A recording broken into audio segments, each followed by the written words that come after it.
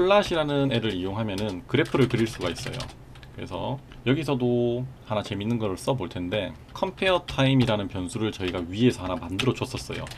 까마득하게 처음 읽되긴 한데 얘를 요일별이라고 이제 하게 되면은 월요일 산술평균을 낸 이제 변동성을 그릴 거고요.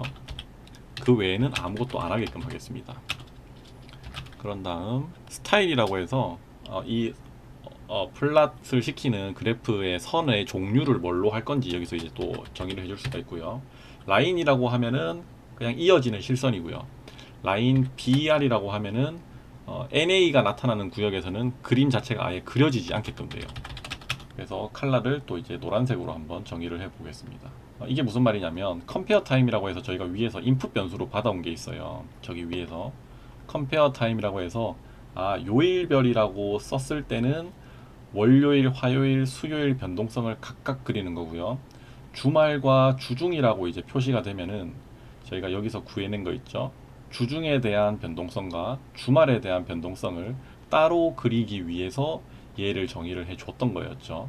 그래서 컴페어 타임이 요일일 때는 월요일의 평균 변동성을 그리고 그렇지 않을 때에는 아무것도 안 그리겠다라는 뜻이 되고요. 스타일은 라인 브레이크라는 이제 애를 쓸 거고요. 컬러는 노란색으로 표시를 하겠다가 이제 되는 거죠. 같은 방식으로 또 노가다 작업을 해줘야 됩니다. 색상만 조금 이제 구분되게 바꿔볼게요. 순서대로. 색상 같은 경우에도 쓸 수 있는 색상과 쓸 수 없는 색상들이 있어요.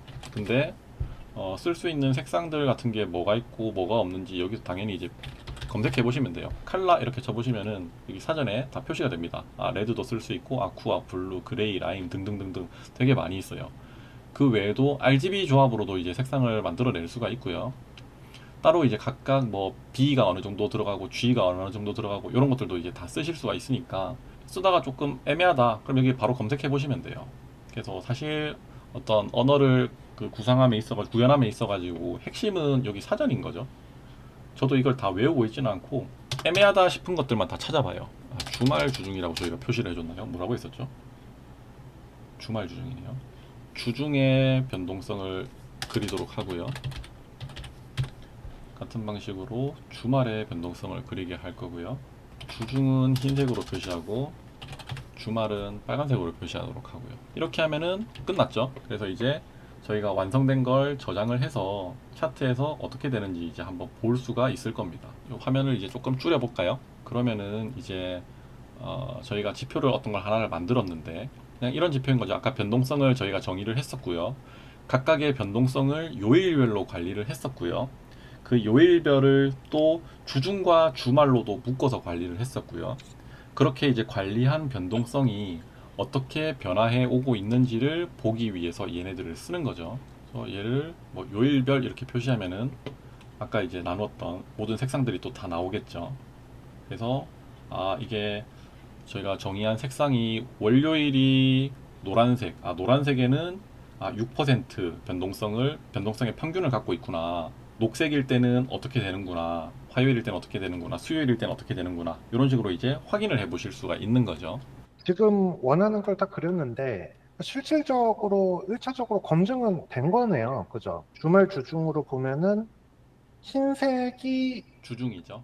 주중이고, 예, 빨간색이 주말이니까, 예, 확연하게 이제 주말 변동성이 훨씬 작은 걸로 이제 알 수가 있는 거고, 네, 그리고 좀 전체 기간으로도 한번 볼까요? 네, 그러니까 이제 전반적으로 우리가 발견할 수 있는 게 크립토 시장의 변동성은 서서히 줄고 있다. 주말 주중 상관없이. 이게 지금 전체 그리고, 누적 평균이다 보니까 확연히 지금 예전보다는 비트코인이라는 자산의 변동성 자체가 줄어들고 있는 경향이라는 거는 볼 수가 있고요. 그 네네네. 중에서도 이제 주중에 주말보다는 변동성이 크긴 크구나는 이제 확인을 해볼 수가 있는 거죠. 이게 지금은 뭐 전체 기간에 대한 변동성을 나타냈는데 그게 아니고 뭐 한 달 동안은 어떻게 되었어? 이런 것도 이제 궁금하실 수 있겠죠. 그럴 때는 여기 있는 변수들을 바꿔주시면 됩니다. 여기 있는 변수들을 지금은 전체 기간에 대해서 누적 산술 평균을 내도록 짜놓았던 건데 각각 개개인 분들이 보고 싶은 변수가 있다 하시면은 이제부터는 이런 것들을 그냥 수정하시면 되는 거죠. 네, 이를 통해 가지고 뭐 실제로 계절성, 뭐 월별 변동성이 어떤지도 또 확인해 보고 싶을 수도 있고, 그쵸. 그렇죠? 네. 그리고 반감기 사이클에 관한 이런 변동성도 확인해 볼 수가 있는 것 같고요. 예. 네.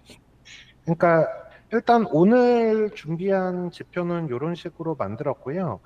이게 전략이랑 연결될 때 약간 팁을 좀 드리면서 마무리를 하고 싶습니다.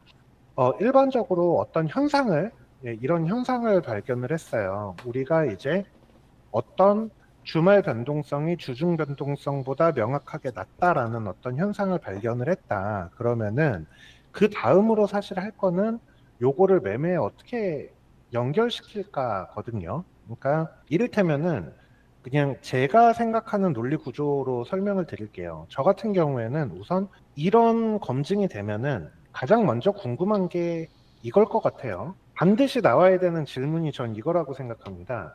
가장 1차원적으로 변동성, 그러니까 크립토 변동성에 투자할 수 있는 상품이 있나를 먼저 찾아볼 것 같아요. 저 같은 경우. 그렇다면은 그냥 단순히 우리가 변동성이 높은 요일에 그 변동성 지수에다가 베팅을 하는 거죠. 그럴 수 있는 상품이 있을까요? 네, 있습니다. 그러니까 대표적인 이런 변동성 자체를 이제 나타나는 지수로 제일 유명한 게 빅스라는 상품이죠. VAX라고 이제 그 시카고 옵션, CBOE에서 옵션 거래소에서 만드는 이제 그 뉴욕 주식시장 변동성 지수라는 게 있는데 크립토 시장에서도 비슷한 지수가 있어요. CVI라는 크립토 볼리티리티 인덱스라는 상품이 있습니다. 그래가지고 이제 CVI라는 상품을 어떻게 거래하는지를 찾아볼 것 같아요. 그래가지고 요거를 바탕으로 이제 왼쪽 상단을 보면은 크립토 볼리틸리티 인덱스라는 게 표시가 돼 있죠. 이게 바로 크립토 시장의 변동성을 매매하는 상품이거든요. 네, 이거는 우리가 흔히 아는 바이낸스, OKX 같은 그런 상품 거래소는 아니고, 덱스, 덱스 거래소예요. 우측 상단에 보면 커넥트 월렛이라고 있는데, 커넥트를 눌러보면은 그 여러분이 만약에 메타마스크 지갑이나 막 이런 지갑이 있다면은 그런 개인 지갑하고 연결해서 거래할 수 있는 탈중앙화 거래 플랫폼이라고 볼 수가 있습니다. 그러면은 여기에 나와 있는 이 CVI 여기에 보면은 여기에도 그게 있잖아요. 트레이딩 뷰 차트가 있죠. 그리고 이 트레이딩 뷰 차트에서 일봉으로 보게 되면은 아까 전에 했던 우리가 산출해낸 것과 이놈과 비슷한 모양을 가지는지 이런 것도 여기를 통해서 확인을 할 수가 있고요. 그러면은 또 그런 생각이 들 수도 있어요. 와, 그러면은 주말에 내가 이거를 홀딩을 했다가 주중까지 내가 가지고 있으면 무조건 변동성은 확대될 텐데 그러면은 이거 되게 무조건 좋은 거 아니야? 이런 생각 들지 않으시나요? 네네. 그러면 돈 벌까요? 이 CVA 거래소에서 이 변동성 지수를 무조건 주말에 포지션을 잡는 거죠, 롱 포지션을. 그리고 이제 주중 변동성이 확대되면은 이제 파는 거예요. 이런 간단한 전략으로 돈을 벌 수 있을까요? 네, 그거는 또 이제 검증을 해봐야 될 문제겠죠. 이거를 검증하는 거는 아무래도 덱스 같은 경우에는 호가창이 없기 때문에 덱스 거래소는 이제 어떻게 보면은 이 유동성 풀이라는 새로운 시스템에 의해서 돌아가는 곳이고 뭐 그 얘기까지 하면 좀 많이 복잡한 얘기가 될 것 같긴 한데 아무튼 간에 그 사고의 전개 방식이 저는 이렇게 돼야 된다고 생각을 해요. 이렇게 어떤 우리가 가설을 세우고 그거를 이제 트레이딩 뷰를 통해서 검증을 했으면 그 검증한 거를 바탕으로 내가 거래할 수 있는 상품이 있는지 먼저 찾아보고 그리고 또 이렇게 찾았다면 또 아쉬울 것 같아요.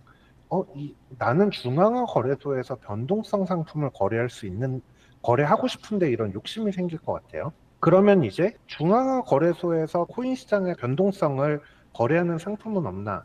이런 것도 또 제미나이 같은 애한테 물어봐가지고 또 찾아볼 수도 있겠죠. 네. 이런 식으로 사고를 확장을 해서 방금 만든 것들도 우리가 검증할 게 되게 많을 것 같아요. 처음에 얘기했던 뭐 이를테면은 내가 변동성 돌파 전략을 쓰는데 주말에는 진입 금지 필터를 쓰겠어.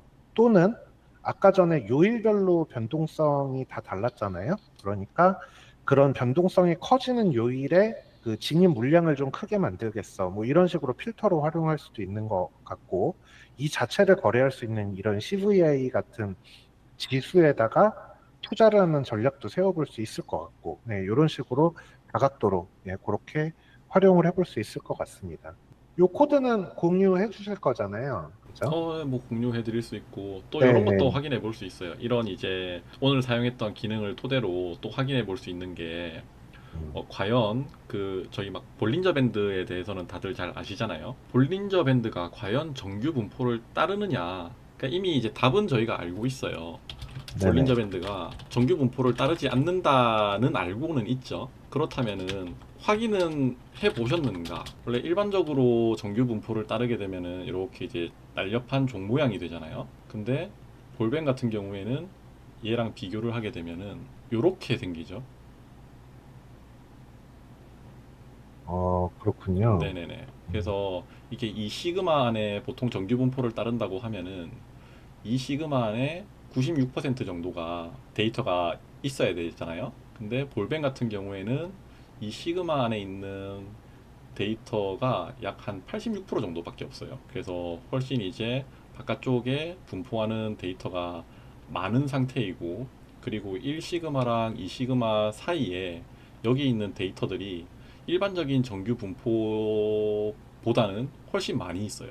네. 음, 그렇기 때문에 이런 것들도 확인을 해보고 얼마만큼의 차이가 나는지, 그리고 이것들을 이용해서 내가 방향성 매매를 한다면은 어떻게 활용하면 좋을지, 그런 것들도 확인해 볼 수 있는 아이디어들은 여기 다 들어가 있어요. 오늘 배웠던 음, 예, 코드 자체에 다 있으니까 네. 그런 것들도 뭐 재미삼아 확인해 보시면 참 좋을 것 같아요. 네, 그러면은, 오늘 라이브를 여기서 마치도록 하겠습니다. 네, 예, 고생 많으셨습니다. 고생하셨습니다.